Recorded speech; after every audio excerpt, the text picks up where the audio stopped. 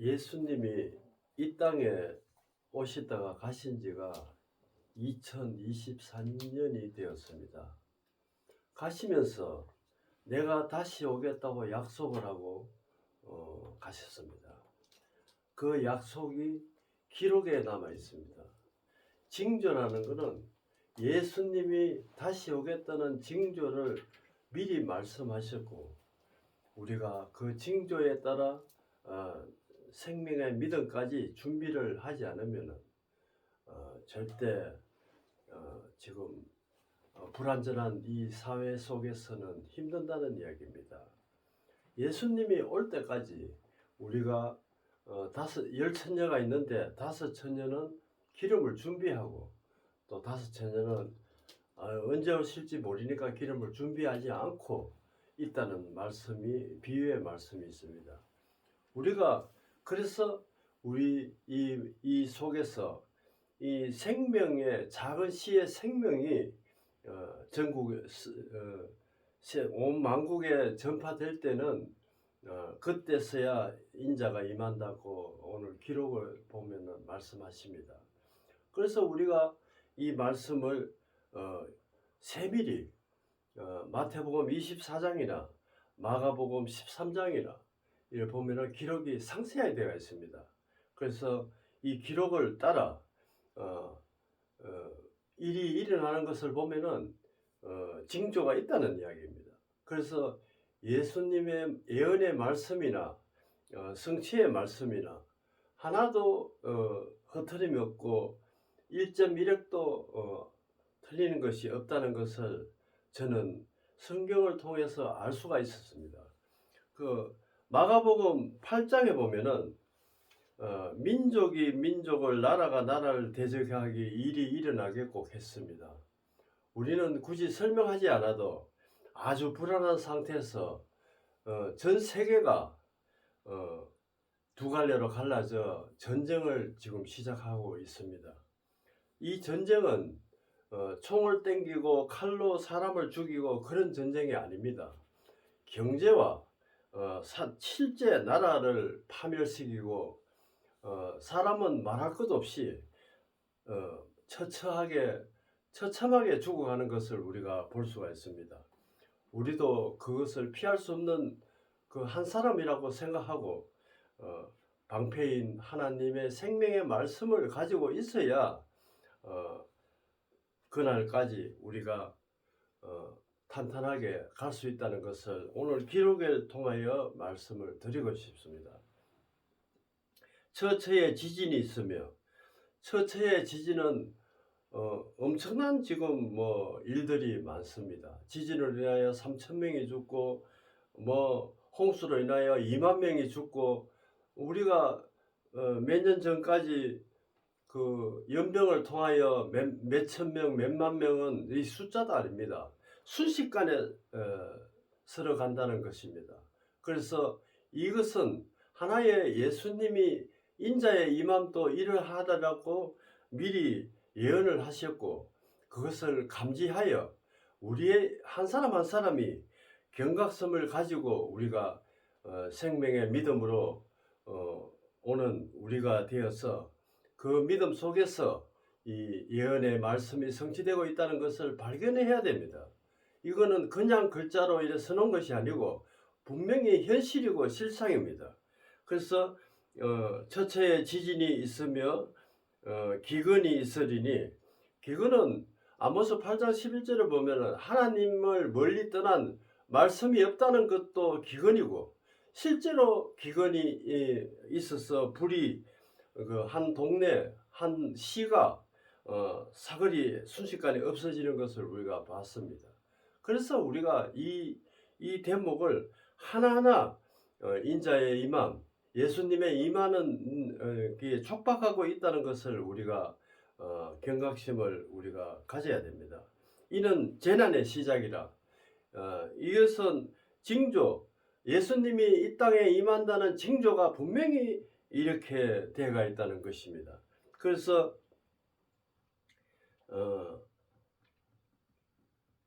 12절에 보면은 형제가 형제를 아비가 자식을 죽이는데 내어주며 했습니다. 이것은 전쟁도 있고 여러 가지의 포괄적인 말씀이 되어 있습니다. 그래서 이거는 하나의 글자의 결과론이지만은 그 과정은 여러 가지의 재앙이 있다는 것입니다. 그래서 우리가 이 재앙 속에서 뚫고 나가는 것은, 헤치고 나가는 것은 생명의 믿음 아니고는 절대 안 된다는 것을 저는 강력히 말씀 다시 드리고 싶습니다. 자식을 내어주며 부모를 대적하여 죽게 하리라 했습니다. 자식이 부모를 대적하면은 모든 그 지구상의 서열이 무너지고 마는 것입니다. 물론 아래 사람이 그 대통령을 대적하는 거나 마찬가지입니다. 그래서 이것은 부모로 대적하기나 밑에 사람이 또 위에 상전을 대적하기나 하면은 그것도 하나의 예수님의 임하는 징조라는 이야기입니다. 그래서 상상하지 못하는 일들이 뭐 매스컴을 통하여 우리가 멀리 가보지는 못하지만 참 끔찍한 일들이 너무나 많습니다. 그래서 이 말씀 속에서 생명을 발견하는 우리가 되는 기회가 되어서 생명의 길을 갔으면 하는 바람입니다.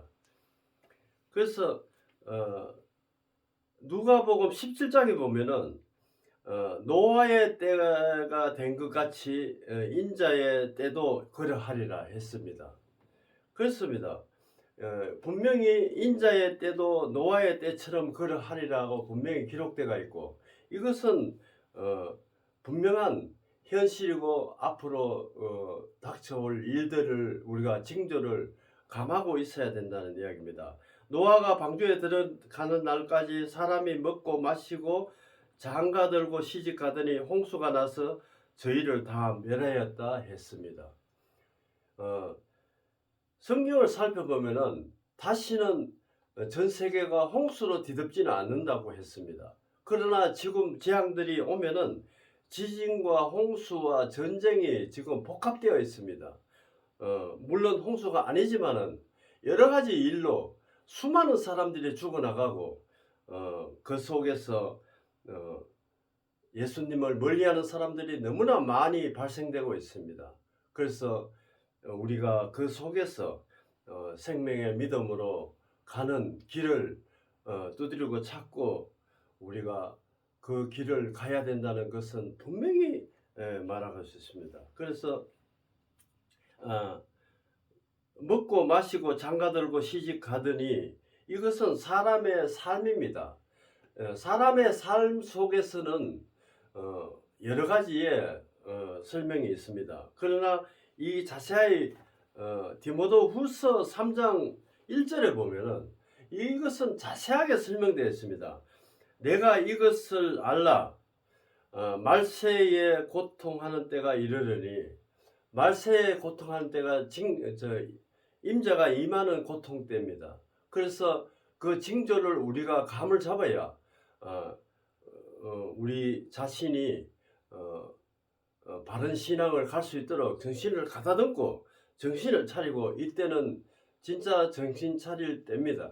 그래서 영적으로 우리가 깨어 있어야 예수님을 받아들이는 생명의 믿음으로 우리가 갈 수 있다는 것입니다. 2절에 보면은 사람들은 자기를 사랑하며 돈을 사랑하며 자긍하며 교만하며, 이것이 시집가고 장가가고 자기 볼일을 다 본다는 이야기입니다. 그래서 예수님은 어디로 가고 없고 자기 생각만 가득 차 있다는 이야기입니다. 해망하며 부모를 거역하며 감사치 아니하며 거룩하지 아니하며 그렇습니다.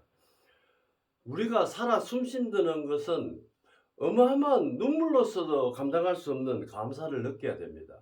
거기서 또 건강하게 살아간다면은 항상 감사를 생각하면서, 감사를 1번은 예수님이십니다.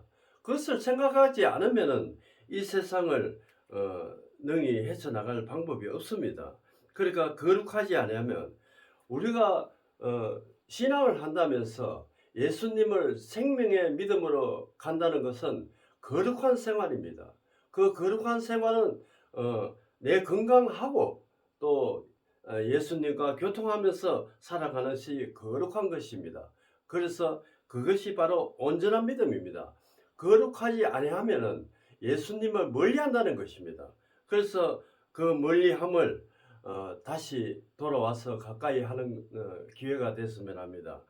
무정하며 원통하며 품지 아니하며 참소하며 절제하지 아니하며 절제하지 못하며 사나우며 선한 것을 좋아 아니하며 배반하며 팔며 조급하며 그렇습니다. 모든 게 예수님이 내 속에 씨가 들어있지 않으면 모든 일이 조급합니다. 불안하고 떨며 여러 가지의 발생이 되고 있다는 것입니다. 그래서 조급하며 자고하며 쾌락을 사랑하기를 하나님 사랑하는 것보다 더하며 그렇습니다. 내가 살아서 움직인다는 것은 하나님의 은혜 없이는 그걸 절대로 안 되는 것입니다.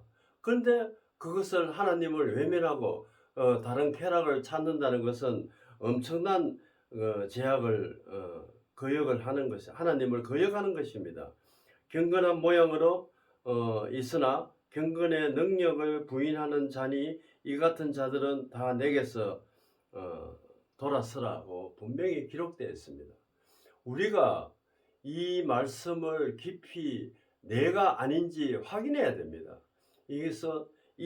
이것을 내가 교만하고 자극하고 자궁하며 참소하며 이런 것을 내가 돌아서라고 분명히 경고의 말씀을 했습니다. 그래서 이 말씀을 분명히 깊이 새겨서 아주 모든 것이 이 마지막 때입니다. 그래서 예수님을 맞이하는 열천녀에 비우듯이 내가 기름을 준비하는 것은 생명을 준비하는 것입니다. 그래서 그 말씀을 깊이 새기고 우리가 예수님을 맞이하는 자세로 항상 언제 올지 어디서 올지 도적같이 온다고 말씀하셨습니다. 그래서 우리가 이 말씀을 깊이 새기면서 살아가는 우리가 되어야 할 것입니다. 마무리하겠습니다. 이사야 66장에 보면은 여호와께서 가라사대 내가 임상케 하였은즉 임상케 아니하겠느냐 했습니다. 모든 것은 무에서 유를 창조하는 것은 하나님이십니다. 그 하나님 속에서 예수님의 생명을 임상케 한다는 그런 뜻도 되고 여러 가지의 포괄적인 이야기도 되는 것입니다. 그래서 하나님의 가라사대 나는 해상케 하였은즉 어찌 태를 닿게 하겠느냐 했습니다. 10절에 보면은 사랑하는 자여 다 너와 함께 기뻐하라. 다 그와 함께 즐거워하라. 그는 위하여 슬퍼하는 자여 나 기쁨을 인하여 그가 기뻐하라 했습니다. 이것은 이사야는 어떻게 보면은 계시록에 함축된 성경의 말씀입니다. 그래서 우리가 영적으로 봤을 때 항상 기뻐하는 생명의 믿음을 갖지 않고는 이 성경의 마무리의 글자를 우리가 성취하는 우리가 되지 못하는 것입니다. 너희가 젖을 빠는 것 같이 그 위로의 품에서 만족하겠고 우리가 그렇습니다. 젖이라는 것은 묵고 살고 있고 우리가 사는 것입니다. 그래서 그 젖을 마음껏 풍성히 먹는 날이 있다고 분명히 되어 있습니다. 젖을 넉넉히 빤 것 같이 너희 영광이 풍성함에 인하여 즐거워하라고 했습니다. 예수님을 믿는 것은 바로 이것입니다. 내가 살아가는데 조급한 마음을 갖는 것이 아니고 풍성한 묵고 있고 즐기고 하는 것은 영적으로 보면은 이래 비유의 말씀을 이렇게 했습니다. 이것을 우리가 젖을 많이 빨아서 배가 풍성하게 있는 것 같이 우리가 먹고 있고 즐겁게 사는 것은 신앙, 생명의 신앙이라는 것을 우리가 분명히 말씀드리고 싶습니다. 12절에 보면 여호와께서 이것이 말씀하시되 보라 내가 그에게 평강같이 너에게 열방의 영광을 넘치는 그 시내 같이 주리니 너희는 그 젖을 빨 것이며 너희가 옆에 안기며 너 무릎에 놓을 것이라 했습니다. 그렇습니다. 우리가 어릴 때 아버지의 무릎에 앉으면 편안합니다. 그래 앉는 것 같이 생명의 믿음은 하나님 품 안에 안기고 산다는 것입니다.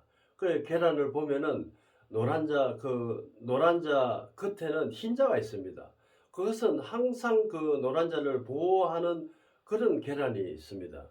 그래서 계란 그 같이 우리가 하나님의 생명의 말씀으로 구원을 받는 우리가 되어서 하나님한테 안기는 그런 신앙을 가져야 분명한 내가 불안하고 조급하고 이런 것이 하나도 없다는 것입니다.